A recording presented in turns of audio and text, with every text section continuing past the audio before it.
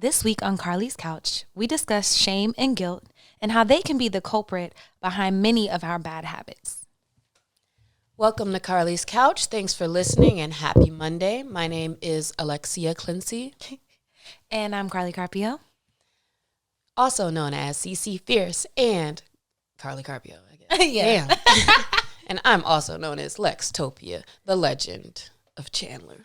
The one and only. Legend of Chandler Boulevard. Speaking of our names and things, I'm holding my mug. So if you're watching the video, I know where you're going with that. I'm holding my mug today.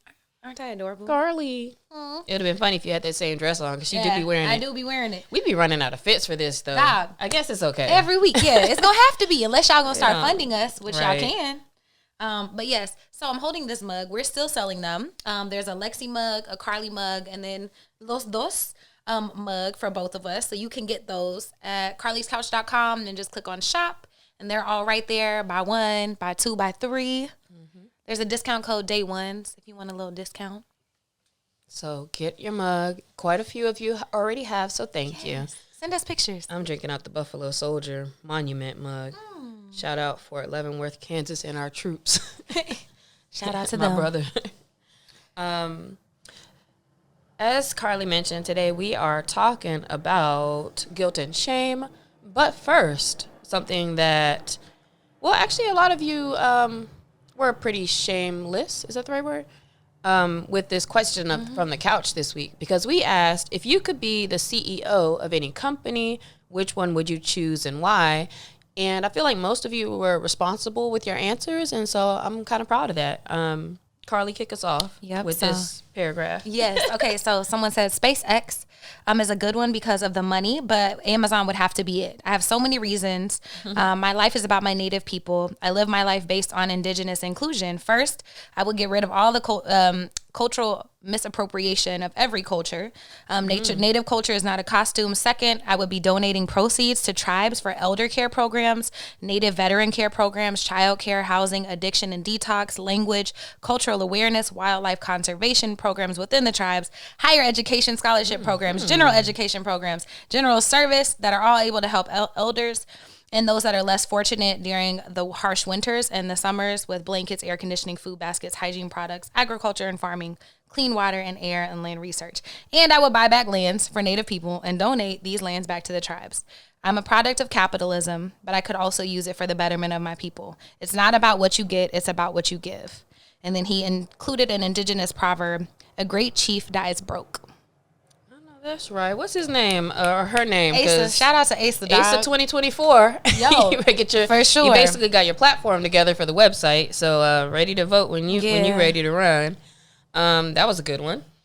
The rest of them were okay compared to that. One said cheer wine or Pop-Tarts. If you know, you know. Rest in peace, that man. Another one said Apple, so they can do something cooler with the technology. I think they're doing pretty cool, but like I guess there's always space for something better. Someone else said Amazon, but they just said because they have quality service, the diversity, and that they're top notch.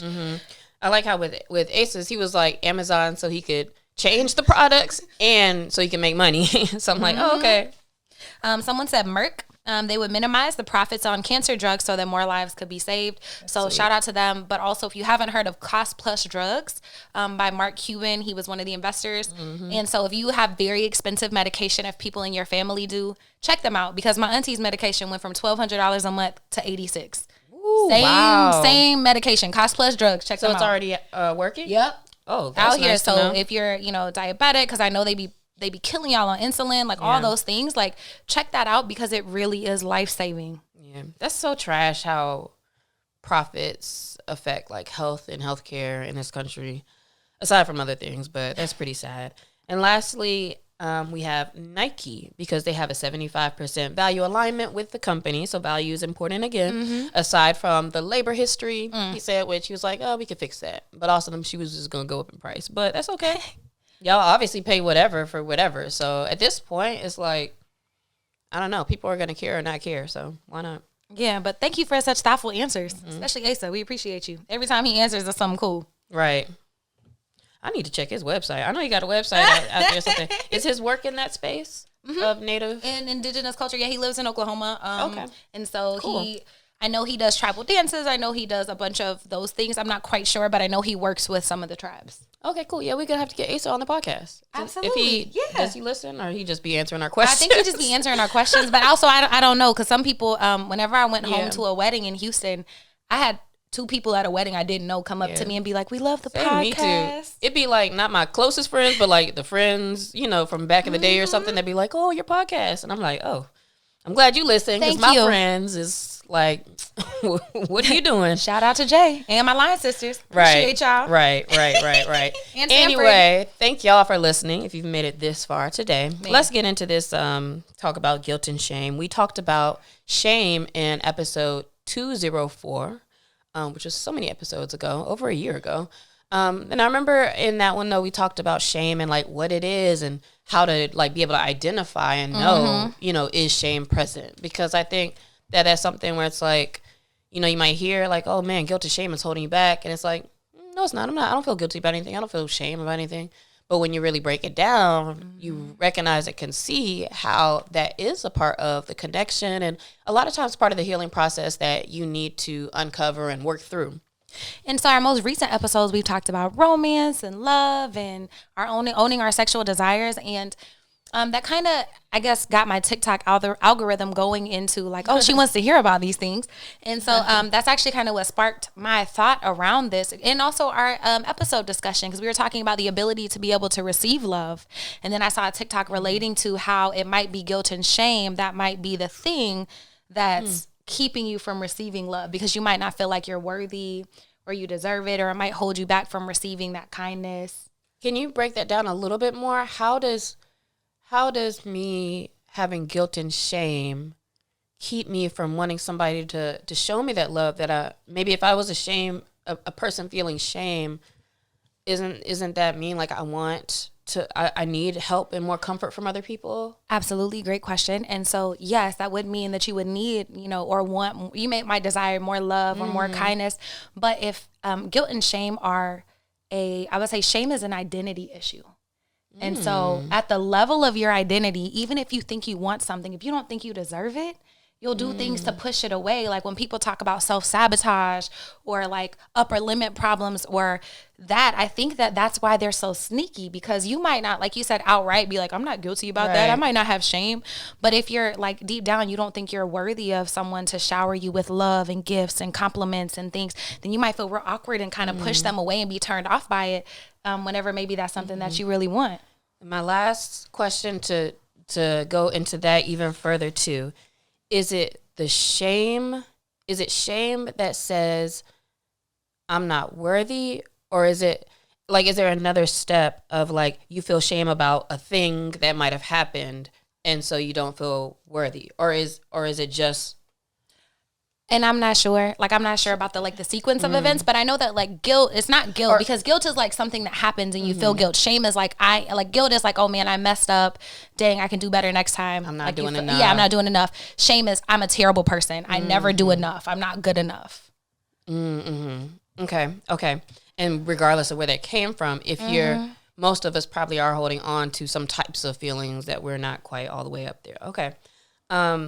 Guilt and shame also, something I learned listening to another podcast episode in the last couple of weeks. This lady was talking about guilt and shame as triggers for the reward system of our bodies. So in this case, it made me think about how we talked about recently in one of our episodes, how like if you're sitting on the couch and you're like, oh, like I shouldn't be ordering this Uber Eats as you're ordering it, right? Or if you're like, while you're drinking, it's like, man, I told myself I was going to stop drinking. But then what happens, she was saying, is like you end up, in those moments drinking more. Or if you're trying to watch your eating and your dieting or whatever. And once you kind of mess up, she's like, that's a reason why you end up kind of going off the rails. Because once you start feeling that guilt and shame, now your body's like, you know what, you need to give yourself something. You need a boost. And then you do more of it. And when I was hearing that, I was like, oh man, like, I feel like that is kind of what triggers some of my behaviors in the short term, when it's like in my mind, I know I'm saying like, this isn't what I should be doing. And yet it's the best feeling thing right then. And so I still end up doing it, even lying to myself or tricking myself into being like, okay, well, I'm gonna slow down on it, or tomorrow I'm not going to do the thing or whatever. But I thought that was such an interesting thing that in those moments, like, I'll feel guilty and I'll do more of it. And so that just made me, think that now I think next time where I'm in one of those spaces where I might be feeling guilty about something I'm doing, I can kind of catch to be like, now how are you about to try to feed this? Or catch that my body wants to feed it and see if there's some kind of alternate thing to feed it with, and or doing the right thing. Like, maybe I could retrain myself to, like, actually, instead of ordering some dessert, let me go walk around the block. And, like, that'll probably technically still make me feel good, and I'll feel good for having, like, caught myself, So that's one of the things I thought about. But yeah, guilt and shame can kind of help you to spiral out. Yeah, and anytime you find yourself like talking to yourself crazy, like, man, I know I should be doing this. I feel like that's a real easy way to tell if you have those issues with certain areas in your life. And so I was thinking about that because your girl wanted a pizza yesterday. I was at that part of my cycle. I was like, I need all the carbs. The carbs need me at this point. And I was like looking at the pizza on the Domino's app, and I was like, man. And I was like, no, girl, you got all that stuff in there. But then I realized I was just really hungry, and my brain was like, oh, we want pizza. But like, I mean, that would have been great too. I'm not saying you can't eat pizza. I do indulge. But like, at that point in time, I got food at home. I literally have prepared for this. And I realized I wasn't even hungry afterwards. Right. Which felt good. Wait, so you did cook your food? Yes. I made me a nice little salad. I did something similar last night because I was sitting on the sofa watching something, and I was like, right now, while I'm not starving, let me go prep my food. Because I was like, I do want that, but I know I get to the point where I'm like, I don't feel like really chopping up nothing or doing nothing. So I like chopped everything, got the stuff marinating to where it was like, oh, okay, in 20 minutes, I'm going to go back and cook. So by the time I started being like, Lex, you're getting hungry, I was like, let me go to let me go to the kitchen. And then as I'm cooking, just like I said earlier, as I'm cooking, I was like, yeah, this is much better. Like, I ain't need to waste no money that I don't have to be wasting on stuff when you have your own things here, right? So to that point, I think a big thing about that is make sure you prepped for the goals and things that you want to do differently. But also, you can catch yourself when you're starting to feel shame. Yeah, that's so important. I think another area where guilt and shame are very sneaky and can affect us in a very negative way is money. Dollars and cents. I think that I was reading a book, You Are a Badass by Jen Sincero, but then she also has You Are a Badass at Making Money. And it was the first time I'd ever really thought about having a narrative around money and even understanding what that is. And like, for example, if you grew up thinking like, money doesn't grow on trees, you have to work real hard and show up the first person there and be the last person to leave and get money, then that's what you believe the only way to make money is. And so you have that, but also I think it's so insidious because the way we grow up and what we see, like we kind of tuck those away in our heads. So like, it becomes to a point where like you might make a lot of money, but then you spend it all and you don't have any savings because, maybe y'all didn't have savings growing up and y'all were poor. And so you want to indulge and treat yourself to stuff. And it just becomes this cycle that makes it hard to get out of. Absolutely. And then another thing I've recognized that I felt guilt and shame around at times is as a business owner, actually doing the selling and making the money. Sometimes you kind of feel guilt and shame around like selling as if like it feels icky or, you might not be doing the things to make your business grow. And it kind of like keeps you from putting yourself out there. And I think one of the biggest ways that has kind of cleared up is just getting more clear on like exactly what you do and exactly how you do it. And, actually putting processes and stuff together is helpful. Because the key with that is like, wow, I'm recognizing like, oh, I actually don't feel proud of my work or I don't feel proud of my business. At the end of the day, that's what that is kind of stemming from because you're scared to talk about it. But like if I, and that might not even necessarily be true, right? But I can think mindset wise to be like, well, actually selling isn't icky when I'm showing you like something that can help you change. Like I've literally made millions of dollars for other people. And so thinking about it that way, it's like, oh, okay, like I'm not trying to trick you. That's your, what we were talking about earlier, like that unworthiness or imposter syndrome or whatever kind of sneaking in there. And also there's plenty of things that you can also do for yourself to feel more confident with that. But that's definitely a huge thing. Like if you have any guilt and shame around, your level of quality or your work or your business or selling, then you're definitely not going to be able to get as far with it as you probably hope to. Man, I think that's another good ding moment. Like if you notice patterns in your life where you consistently do not do the things you know you need to do.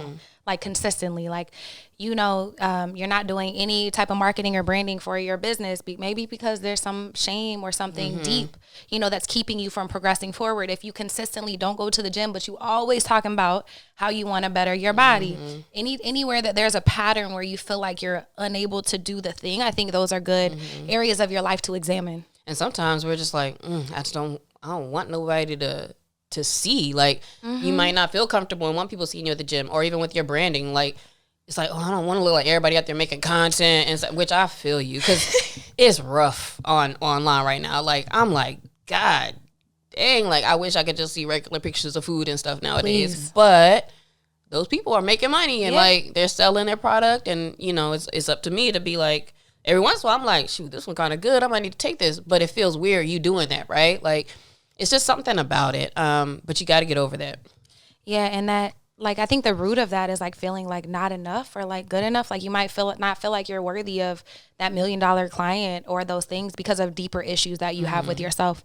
One really big area that I wanted to talk about when it comes to guilt and shame, because I think we've all been stuck here, is it can keep you in a situation where you're settling for less in relationships, in jobs, in situations where you're not being treated very well. And even like a very practical example, like if you're at the doctor's office and not asking questions or standing up for yourself, or, asking for the test or things you think, because maybe you don't think you have space to, or you have shame around like not knowing and asking questions, all of that to say there might be certain areas in your life, in any of those, where you are settling for less than you have to. And it's because you don't believe you deserve more. Or that makes me think too, you might have shame around your own habits, or whether it's your sexual habits. When you go to the doctor, they're asking you all these questions, and you be lying on the thing, like, nah, I ain't never smoked in my life, like, or I don't got no partners. Like, it's like, no, actually, maybe that shows that you have shame around some of those activities. And I don't know if it's necessarily bad, because look, one of my good friends, Kyle Leverett, always tells me when I do something goofy, he be like, they need to bring shame back, because why do you not care that people see you doing X, Y, Z or whatever? And it's like, yeah, I get that. And some things, it's like, we need to watch our actions and think about the consequences of our actions. And yet, that's a good way to identify that you might have a shame if it's not something you feel like you could tell, even like a healthcare professional, because that's your life now that we're talking about. And maybe that's why it's hard for you to go get help at.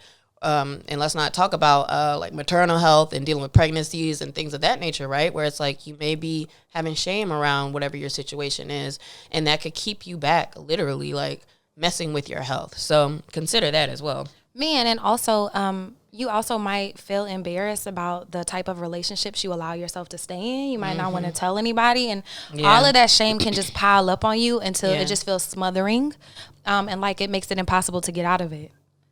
Ooh, which, look, we going all off the notes, which makes me also come to the broad statement of guilt and shame blocks intimacy, because you can't be vulnerable. Like, if I can't talk to my friend, and not can't, but like, if I don't talk to my friends, choose not to talk to my family about maybe certain relationships, or if I feel like certain things are secret or whatever, those are things that I have guilt and shame around, and or people in my life can't be there for me, or we can't have as close of relationships without certain levels of vulnerability in certain spaces. So guilt and shame can definitely keep you in less intimate relationships with friends, family, relationships, etc. And then the last thing in general, like, it just makes you stuck. If you're feeling guilt and shame, because all these things we're saying is like, keeps you from. You're gatekeeping yourself. Yeah, yes, very much so. How guilt and shame gatekeeps your life. That doesn't make sense, but maybe we'll figure it out. But yeah, like, you're stuck, and now you're in cycles, and then I feel like that just generates more and more and more of that same feeling. And so let's talk a little bit about how we can redirect ourselves and what that cycle looks like. Yeah, so real quick, think about all those places in your life where like you might be feeling really bad about yourself, or always hard on yourself, where you're telling yourself, I should, where you're struggling to be vulnerable and intimate. And then these are some of the ways to help you kind of redirect whenever you notice those things popping up. And so I would say a huge one is building trust in yourself, because a lot of the issues in our lives stem from the fact that we don't trust ourselves. For whatever reason, trauma, like not showing up for ourselves consistently, whatever's going on. And so taking baby steps to make sure you're doing what you say you're going to do, whether it's going to the gym, whether it's walking around the block, whether it's, you know, sending in resumes if you've been looking for a job and you keep talking about you can't get one, but you haven't sent any resumes. So whatever it is, like taking baby steps to start to like build confidence in yourself. Yeah. And even more baby steps. You know, if you're like, well, I want to start working out, it may not be take your butt to the gym. It might be like walk up and down the steps 2 times. You know, like think of the easiest thing that you can do and just focus on that consistency of it. If it's like, well, I know I need to be drinking less, then provide more of a different type of beverage in your house, or drink more. Say, oh, I have to drink water between my drinks, or, you know, give yourself little rules and play around. You have to figure out what works for you, but that's usually pretty helpful in building confidence. To build confidence, you have to have consistency. Another thing is talking with a friend or a therapist. And because of what we said earlier, basically, like shame is in silence, like it thrives in silence, because this is something you don't really want to share with people.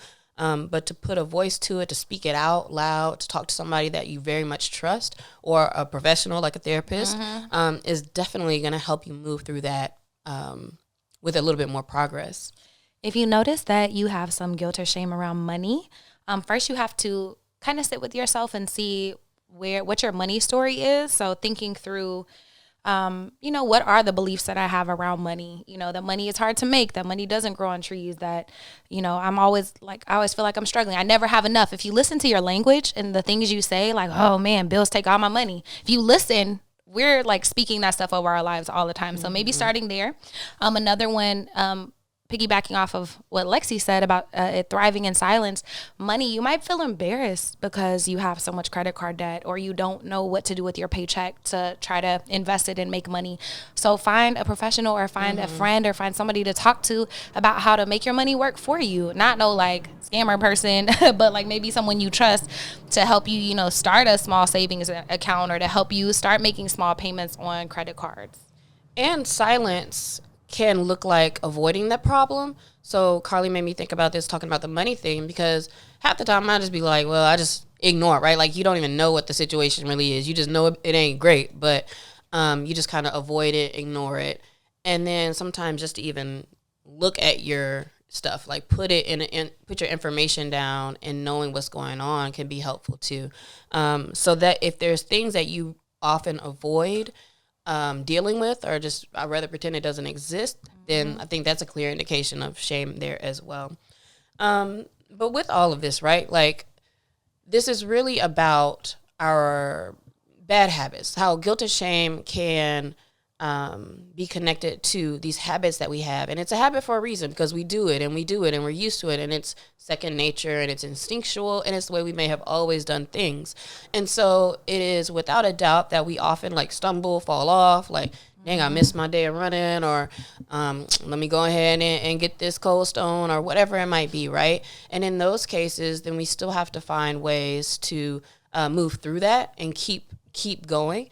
So are there any quick tips that you have on, like, if you kind of stumble in places where you're like, shoot, the guilt and shame took over, what can we do? Something that's helpful.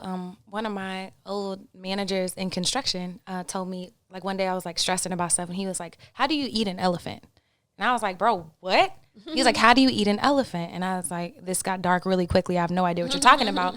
And he was like, one bite at a time. He was like, stop trying to do the whole thing, fix the whole thing, be the whole thing, do all that. He was like, do what you can right now. Start where you are, use what you have, do what you can. Shout out to Arthur Ashe. Like, and so in thinking about these habits and ways to get yourself out of guilt and shame, start small. Start, like Lexi said, if it's exercise, maybe it is walking 5 minutes a day. Maybe it's just stretching. Maybe it's whatever. If it's money, maybe you put $1 in a can every day or every week or something and start saving, or you just do a budget. But like start small to where it's like the path of least resistance. It's not hard to do it, and it makes it easier for you to then build momentum. And I think my tip would be pretty similar, if not a point B to that. My tip would be to acknowledge the whole. So for me, for example, I have a habit tracker app. So there's a couple of things I have in there. When I do them, it helps me gamify it. I click on it and it's like, ding. And I can say if it's just for the week or how many times or if I don't do something, whatever, right? And so what I can see is every day, no day is 100% for the things I have in there, like 5 or 6 things. No day is 100%. And yet I can see that, I'm over 50% for the week or the month or whatever. So I can always look at the whole and be like, oh, wow, like I really made, 10 meals this week. Whereas a week ago or a few weeks ago, then that would have been 0. And similarly, one of my clients was telling me the other day too, she was like, I made an accountability board, thinking that, okay, it was going to spark me to go do what I have to do. But she's like, really what it ended up doing is seeing the marks on things that I did has made me be like, oh, dang, girl, you meditated 4 times last week. You did something for yourself 4 times. So that's great. So focusing on what you did, especially if you could do that in a way that is visual for you. And also just patting yourself on the back. Like, yes, I only had 3 drinks last night. Like, it used to be crazier. So I think looking at the whole and being able to acknowledge that while you're in the midst of building consistency is a great thing to do.